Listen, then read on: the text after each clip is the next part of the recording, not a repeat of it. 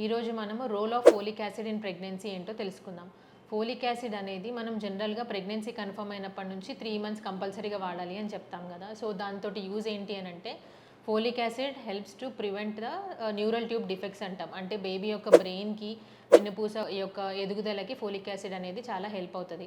అలాగే బేబీ యొక్క DNA form అవ్వడానికి, అలాగే ఇంకా రక్త కణాలు ఫామ్ అవ్వడానికి కూడా ఫోలిక్ యాసిడ్ అనేది దాంట్లో రోల్ అనేది ఉంటుంది. అందుకోసమే మనము ఫస్ట్ ప్రెగ్నెన్సీ కన్ఫర్మ్ అయిన 3 మంత్స్ నుంచి ఫోలిక్ యాసిడ్ చెప్తాం. అలాగే ప్రెగ్నెన్సీ ప్లాన్ చేసుకునే వాళ్ళకి 3 నెలల ముందు నుంచే వాడండి అని చెప్తాం. బికాజ్ మనం తీసుకునే డైట్లో ఫోలిక్ యాసిడ్ అనేది ఎంత అబ్జార్బ్ అవుతుంది అనేది మనం కరెక్ట్గా చెప్పలేం. కాబట్టి మనం డైలీ సప్లిమెంట్స్ లాగా 3 మంత్స్ ప్లానింగ్ బిఫోర్ ప్రెగ్నెన్సీ నుంచే 3 మంత్స్ ముందు నుంచే తీసుకోండి ఫోలిక్ యాసిడ్ అని చెప్తాము. డోస్ వచ్చేసి 400 మైక్రోగ్రామ్స్ పర్ డే.